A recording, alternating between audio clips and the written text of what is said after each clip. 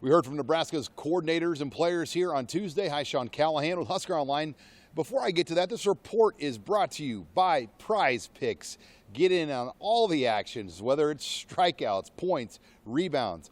Pick your favorite category, your favorite sport, and simply say more or less. It's that easy on Prize Picks. And right now, we're going to give you $50 with your first $5 deposit by simply using the promo code HuskerOnline at Prize Picks. Thanks again to Prize Picks for sponsoring us here on the Husker Online report here on Tuesday. But let's get into it now. We heard from Tony White, and this game with UCLA has a lot of meaning because White played for the Bruins. No, I did it at San Diego State, did it at ASU. So, you know, again, for anyone who goes against the team that they graduated, the college that they graduated for, you know, they root for them every day of the year minus that week. In the championships, the Rose Bowls, but as with all guys who played, you know, you miss the locker room, you miss those sitting down in there and just before class or before you're eating, just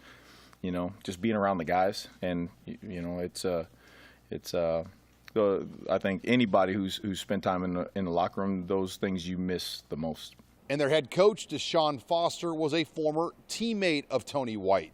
It's exciting to watch him and his journey and where he came from and being in the same locker room together, and then now seeing him as the head coach and him navigating his way through there. You know, I mean, I root for him, period. And then you have players on this Husker roster like defensive back Sierra Wright, who is from Los Angeles, and he too has a lot of relationships with the Bruin roster. Yeah, they're a really fundamentally sound team. They got a good quarterback, some good receivers, good running backs. It should be a great test for us. You know, I'm excited to compete against them. I've grown up playing against a lot of the guys on the team, so yeah, it's a good test for our team.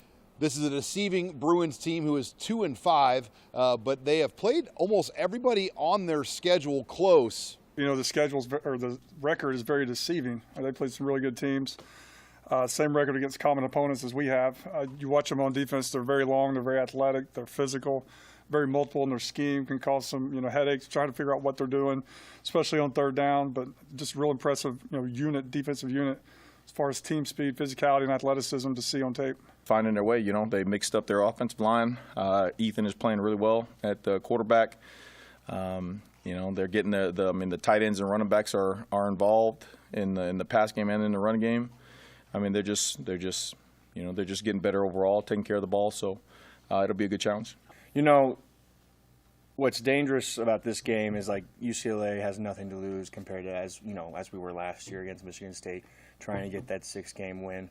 So there's a lot of things that we've learned. Basically, kind of what I said earlier is just focusing on them, making sure we learn everything we can about them, that game preparation, and going out there and not really playing their record, but playing them as the men they are, as the guys they are, and as a team they are.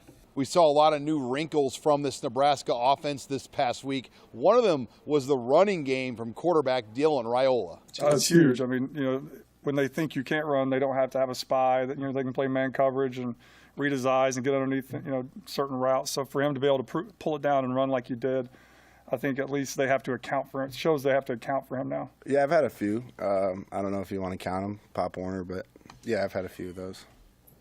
I haven't had a conversation with him about it. I'm probably speaking out of place, but I think it came from the third and 4 to 5 we had right before the half at Indiana where he could have ran it and he didn't. I think that pissed him off.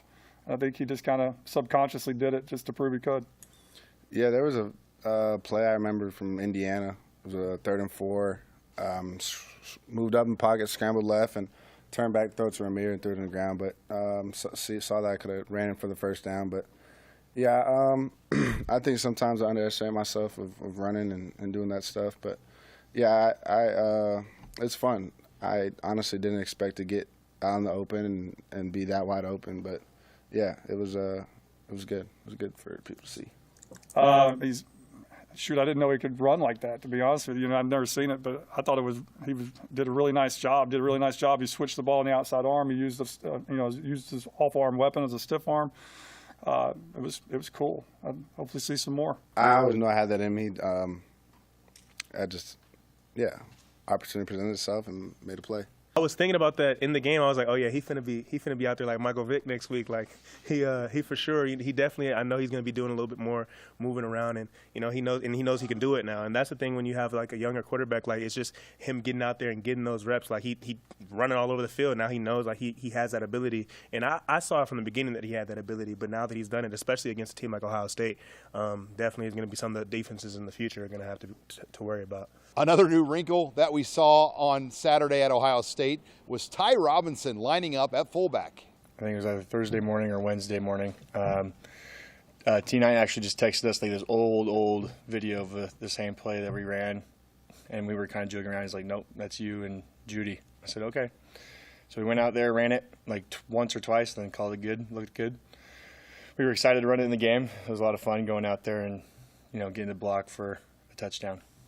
Yeah, when it's exciting, I literally hand the ball off and I just hear a bunch of people like, I don't even know, like grunting or I don't know.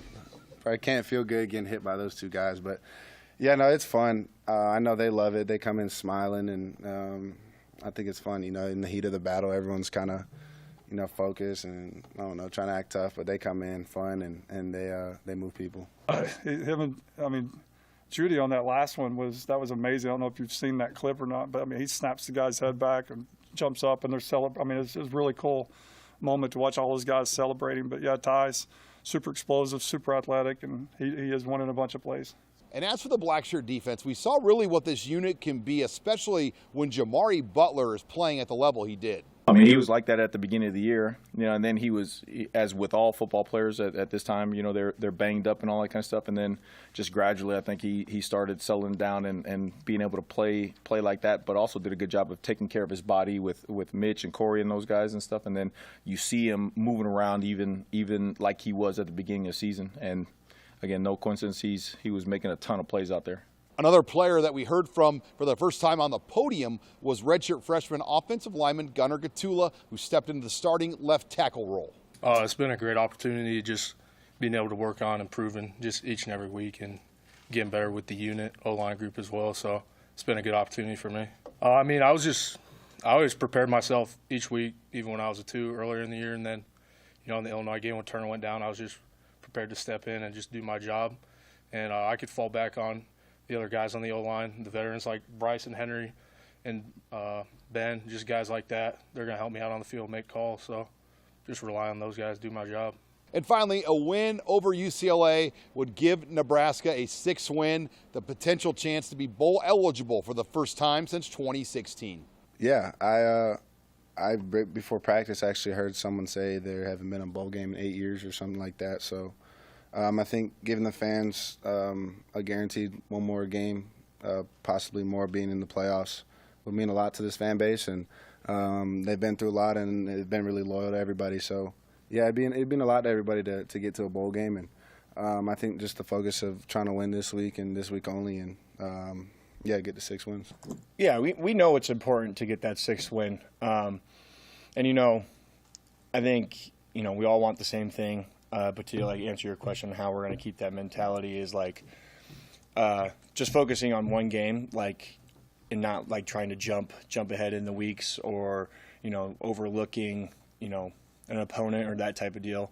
That kind of already happened to us this year, and and that starts this week. So I'm going to treat the same great game preparation I did for last week against Ohio State against the UCLA Bruins, and I know the rest of the guys are going to do that as well. And it just comes down to, one-on-ones, our 11 guys going out there and competing against their 11 guys. Reporting here with the Nebraska football team in Lincoln, I'm Sean Callahan of HuskerOnline.com.